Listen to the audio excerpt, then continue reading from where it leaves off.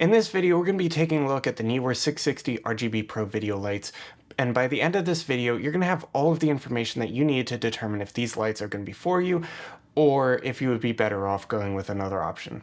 Speaking of that, you'll want to stick around till the end of the video, where I'm going to give my recommendations for alternatives that you might find if you find that these lights are not exactly for you. So, with that being said, let's get straight into it, with the most obvious spec, which of course is going to be the price. So this is where things get a little bit tricky. Unfortunately, Amazon doesn't seem to be restocking the exact version that I got, which came with softboxes as well as everything that you need all in one single kit.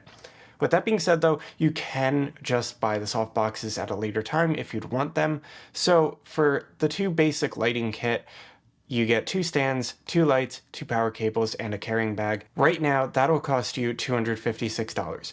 But if you want a pair of softboxes to go with them, you'll need to add on about $80. So all in all, the price for this is going to be around $336. So to many of you, that may sound expensive, especially if you're just getting into video and film, but these are actually very much in the budget category of lighting, and that is immediately obvious when you first unbox these. So as you can see here, we have the lighting kit as it'll come to you inside of this standard bag. This is your first clue that the product is squarely placed in the budget realm. Honestly, if you are a professional or if you're looking to use these as something that you'd want to rent out, look elsewhere. The bag is pretty terrible, if I'm being completely honest, and right as I open it up, that there's a pretty massive gash here, as you can see in this little clip, and that really didn't inspire much confidence from me from the first unboxing, especially considering that I had never even touched these and they immediately came with a rip. So that doesn't really bode well for longevity, just so that we are aware of that. But I have taken these around a little bit and traveled with them. They have held up, but again, like I said, I wouldn't necessarily put too much confidence in this bag considering that it came to me ripped. So just take that with a grain of salt. And if you are traveling and you are a professional gaffer and you're a bit tougher with your gear, I would definitely imagine that this would not last long at all. So I would also carve out a little bit of budget to put into buying an actual bag that would stand up to road wear. But obviously the bag is arguably the least important part of the whole package, so with that being said, what about the rest of the kit? Well, for the lights themselves, their bodies are constructed of aluminum and they're mounted on these metal yokes. The lights do feel somewhat professional and they have a nice weight to them, so despite the fact that the carrying bag kinda sucks, it's made up for a little bit by the build of the lights. The stands are also incredibly basic. They are just aluminum stands with plastic screws, so there's nothing particularly stand out about the stands.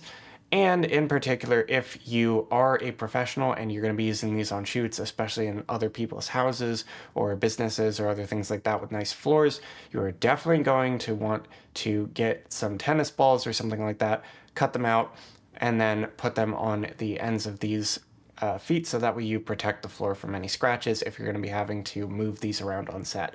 Since the lights don't have any padding of their own and they are probably going to scratch things up pretty badly.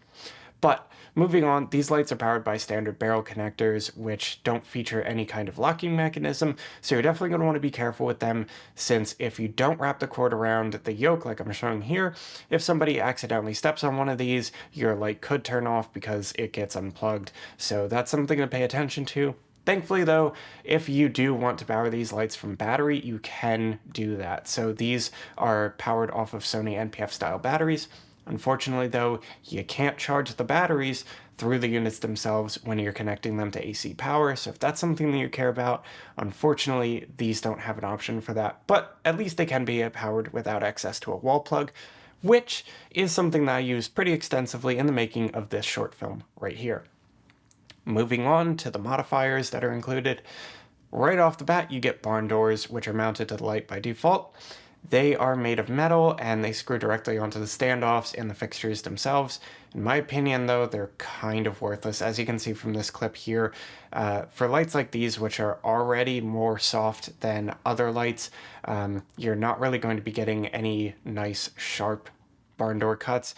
And another thing to be particularly wary of is that if you don't use the included diffusion, which is right over the front of the lenses, you are going to get some really weird gradations. As you can see in this clip here, as I'm moving the barn doors around, you'll see this sort of grid that kind of forms, and it cuts up, and it does not look professional at all. It's really bad.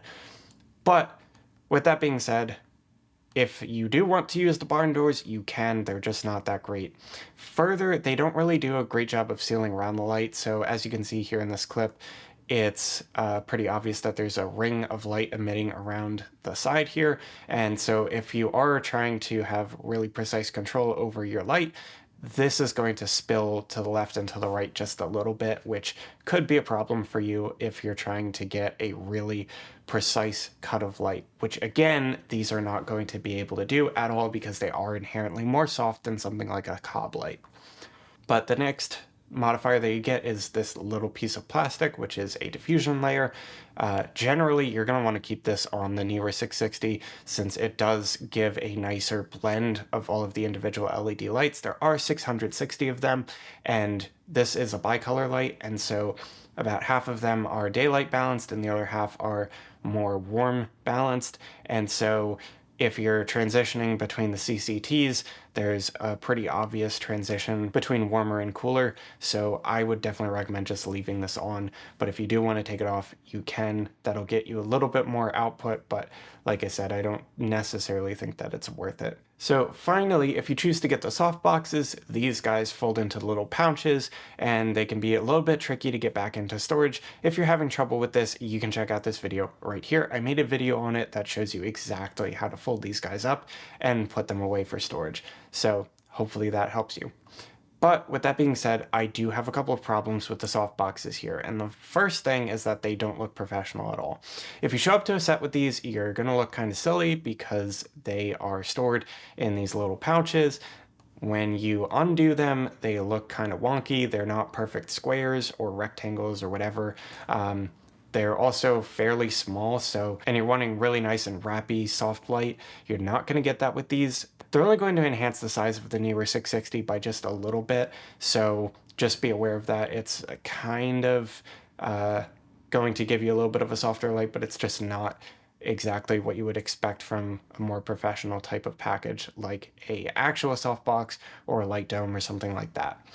So if you were hoping for extremely soft and wrapping light, look elsewhere again. And another thing is that if you want to actually use the softboxes, you're going to have to do a lot of manual work. So you're going to need to take a screwdriver, unscrew the barn doors, then you're going to need to open up the softbox, set it up, put it on a table, undo a bunch of Velcro, make an opening, take the Neewer 660, drop it in there. Then you're going to have to take the folds that you undid, put them back on, do the Velcro again, and then you'll be ready to go. And on set, that's going to take quite a lot of time, and on set, time is money, and so this is not really something that can be done quickly, so it is going to cost you a lot of time and money.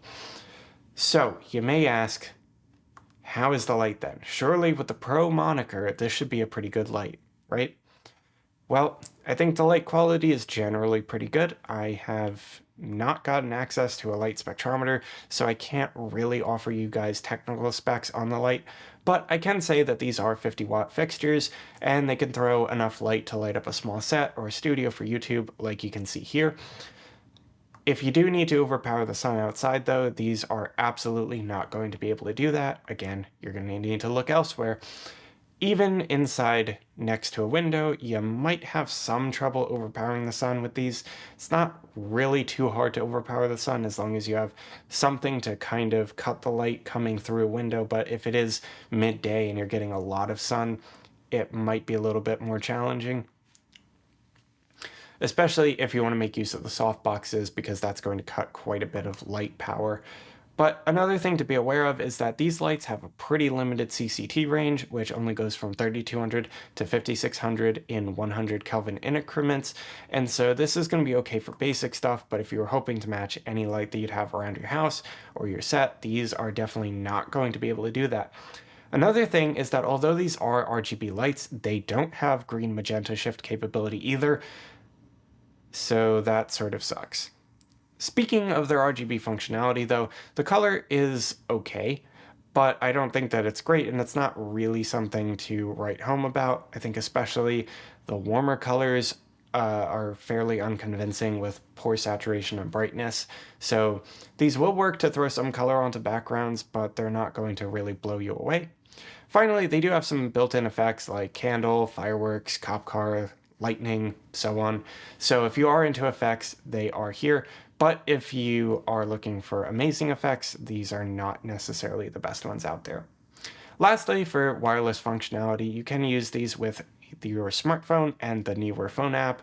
So this operates over Bluetooth and gives you quick access to the functions that you would have on the back of the lights, which is pretty nice, especially considering that the lights have all of the controls on the back side of them. And if you want to have these lights mounted up pretty high, you're not going to be able to access those readily with your fingers. So having the access on the phone app is a pretty nice thing. But if you are working with lights from different manufacturers, this could get a little bit tricky because you're going to have to be opening apps from one manufacturer and then switching to this one and then switching to the next one. And it could be kind of a bit of a pain. But it is nice to see that we do have a little bit of wireless functionality. But again, going back to professionals, these don't have professional networking options like DMX. So again, if you are a professional, I really don't think that these lights are for you. So that really sums up my review of the Neewer RGB 660 Pro. Ultimately, I don't think that these lights should have a Pro moniker, since from the presentation to the features, nothing about these lights screams Pro. These lights are okay, but I think that especially if you're looking for your first video lights, you should probably look elsewhere. I think that these do a pretty great job of being accent lights, as you can see in my background with this green cast here going on. It looks pretty nice, but I think that for a key light or something like that, they're a bit of a pain, especially, like I said, because of that softbox, the way that it works, it's not really that great, and it's also not that big. So you're not going to get extremely soft light like you might want. So in terms of recommendations that I would actually give to somebody looking to build out their studio setup, I would say if you're trying to stay on the budget end, buy the Amaran 60XS. It's a cob light, which is pretty small. It retails for $200, and in my opinion, it's going to be a way better option for you since, again, like I said, it is a cob light, so it starts out hard, and you can soften it up from there. You can also cut it with optional barn doors accessories. You can get a lot of other accessories for it because it is a Bowens mount, so you can buy lanterns, softboxes, speed rings, any type of thing like that, which will save you a lot of time on set. Finally, it also has a much broader CCT range, going from 2700 Kelvin to 6500 Kelvin. Also along the same lines, if you do want a bit more firepower to help overpower the sun or work in brighter environments, and you do also want to have some RGB, I would recommend going with the Amaran 150C for $359, or you can step up to the 300C for, I think it's $560. And that will give you 150 watts or 300 watts in the 300C case, and that will also give you an even broader CCT range of 2500 to 7500 with full RGB. And for professionals, if you guys do care about that green magenta shift, you do get it with these lights. So that is a really cool thing. And again, these lights can be modified with any of Aperture's accessories or third-party accessories with that Bowens mount. So you get light domes, spotlights, Fresnels, barn doors, anything like that that you want, you can do it. And if you'd like to pick one of those up, you can use the affiliate links down below. As with everything else that I've mentioned in this video, I'm linking them down below. So if you would use those links, it would help out the channel a little bit, and it doesn't cost you anything additional. But with that being said, those are my recommendations, and I hope that you guys enjoyed the video and got a lot out of it. If you did, definitely make sure to drop a like, leave a comment down below. Are you a professional gaffer? What do you think about these lights? Do you have any recommendations of your own? I would definitely love to hear your guys' thoughts.